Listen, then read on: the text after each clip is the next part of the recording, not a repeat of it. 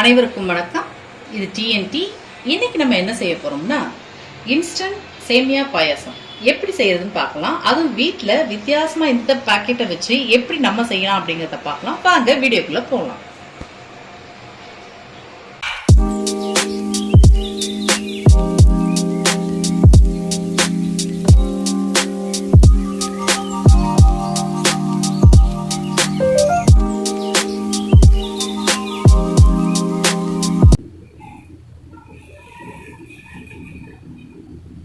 ஒரு 50 கிராம் அளவுக்கு ஜவ்வரிசி எடுத்து ஒரு 1/4 லிட்டர் தண்ணியில் வேக வச்சுருக்கேன். அடுத்து என்னன்னு பார்க்கலாம்.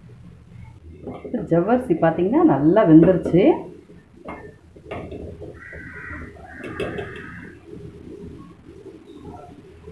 நான் பார்த்திங்கன்னா இன்ஸ்டன்ட் சேமியா பாயாசம் தான் வாங்கியிருக்கேன். நான் நார்மலாக இதை வந்து பால்லேயே வேக வச்சு எடுக்க சொன்னாங்க. அதை மாதிரி செஞ்சு பார்த்தேன். ஆக்சுவலாக அந்தளவுக்கு எனக்கு பிடிக்கலை. நம்ம நார்மலாக செய்வோம் இல்லையா ஜவ்வரிசி போட்டு, அதை மாதிரி செஞ்சு பார்ப்போம், இது சேர்த்து எப்படி இருக்குன்னு பார்க்கலாங்கிறதுனால தான் இன்றைக்கி நான் இந்த பாயாசத்தை செய்கிறேன். சேமியா மிக்சர் அப்படியே எல்லாம் கலந்து முந்திரி, திராட்சை, சர்க்கரை எல்லாமே மிக்சிங்கில் இருக்குது. வறுத்த சேமியா எல்லாம். இன்ஸ்டன்ட் சேமியாவை இதில் சேர்க்கலாம்.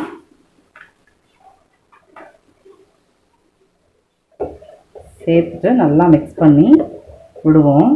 கொஞ்சம் தீ பெருசாகவே வைங்க, ஏன்னா சேமியா உள்ளே போய் அப்படியே உட்காந்த மாதிரி ஆயிரும்.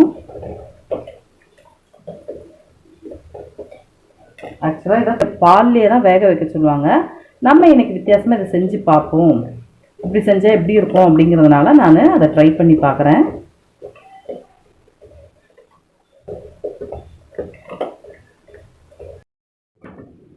இப்போ பார்த்தீங்கன்னா பாயாசம் நல்லா வெந்துருச்சு. சேமியாலாம் அந்த மிக்சர் எல்லாம் சேர்ந்து நல்லா வெந்து வந்துருச்சு. இப்போ வேணும்னா, ஏன்னா நம்ம ஜவ்வரிசிலாம் சேர்க்குறோம் இல்லையா, வேணும்னா கொஞ்சம் கூட நம்ம சேர்த்துக்கலாம். இப்போ நான் அந்த இனிப்புக்கு பதில் கற்கண்டு கொஞ்சமாக சேர்க்க போகிறேன். பொடி இந்த டைமண்ட் கற்கண்டு இருக்கு இல்லையா, இந்த கற்கண்டை தான் நான் இப்போ இதில் சேர்க்க போகிறேன். ஏன்னா இன்னும் நான் பால்லாம் சேர்க்கணும், அது இனிப்பு வந்து பத்தாது. அதனால் இந்த கற்கண்டை சேர்த்துக்கிறேன்.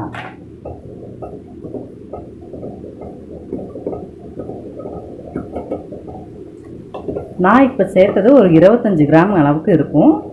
உங்களுக்கு வேணும்னா இனிப்புக்கு தகுந்தாப்பில் சேர்த்துக்குங்க. கற்கண்டுலாம் நல்லா கரைஞ்சி, ஏற்கனவே இதில் வந்து முந்திரி, திராட்சை எல்லாமே சேர்த்துருக்காங்க. ஏலக்காய் பொடி, இனிப்புக்கு தேவையான கொஞ்சம் சுகர்லேருந்து எல்லாமே இதில் இருக்குது. நான் எக்ஸ்ட்ராவாக கற்கண்டு சேர்த்துருக்கேன். இப்போ நான் நல்லா இது வெந்துருச்சு. இப்போ நான் அடுப்பை ஆஃப் பண்ணிவிட்டு, ஏற்கனவே பால் வந்து பார்த்திங்கன்னா நான் ஒரு 1.5 கிளாஸ் அளவு பால் வந்து காய்ச்சி வச்சுருந்தேன். காய்ச்சி நல்லா ஆற வச்சுருக்கேன். ஒன்று இது சூடாக இருந்தாலும் பால் நல்லா ஆறி இருந்து சேர்த்தோம்னா ஒன்றும் ஆகாது. ரெண்டுமே சூடாக, பாலும் சூடாக இருந்து பாயாசமும் சூடாக இருந்து நம்ம வந்து பால் சேர்த்தோம்னா தெரிஞ்சு போயிடும். அதனால் நம்ம ஆறின பாலை இதில் வந்து நான் சேர்க்குறேன்.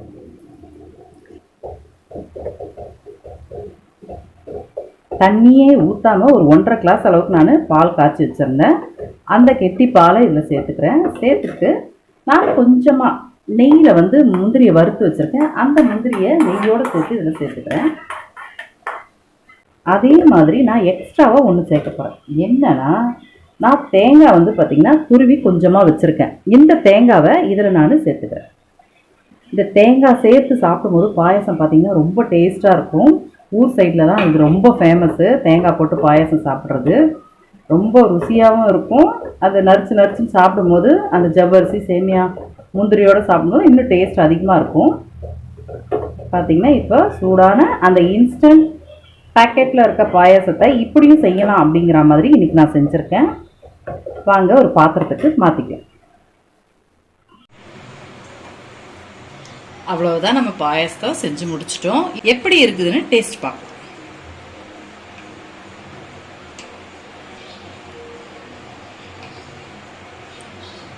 பார்த்தீங்கன்னா வீட்டு முறையில் நம்ம செஞ்சு நம்ம தேங்காய் துருவல் போட்டு ஊரில் செய்கிற மாதிரி செஞ்சுருக்கோம். ஊர் பக்கங்களில் இது டேஸ்ட் எப்படி இருக்குன்னு பார்க்கலாம்.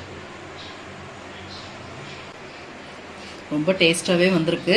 அவங்க சொல்கிற பக்குவத்தில் நம்ம வெறும் பாலில் வேக வச்சா கூட நமக்கு இந்த டேஸ்ட் வராது. ஏன்னா ஆக்சுவலாக ஆல்ரெடி நான் செஞ்சுருக்கேன். எனக்கு அது வந்து எப்படி இருந்ததுன்னு தெரியும். நீங்களும் அதை மாதிரி செய்யாமல் இதை மாதிரி கொஞ்சமாக நம்ம நார்மலாக பாயாசம் செய்வோம் இல்லையா ஜவ்வரிசி போட்டு, அதை மாதிரி நீங்கள் செய்யும் போது இந்த மிக்சரை இதில் சேர்க்கும் போது இன்னும் டேஸ்ட் அதிகமாக இருக்குது. நீங்கள் கண்டிப்பாக உங்கள் பிள்ளைங்களுக்கு வீட்டில் செஞ்சு கொடுங்க. கண்டிப்பாக உங்கள் வீட்டில் ட்ரை பண்ணி பாருங்கள். இந்த வீடியோ உங்களுக்கு பிடிச்சிருந்தா லைக் பண்ணுங்கள், ஷேர் பண்ணுங்கள், சப்ஸ்கிரைப் பண்ணுங்கள். அப்படியே அந்த பக்கத்தில் இருக்க பெல் ஐக்கான் பட்டனை தட்டி விட்டுருங்க. Bye friends.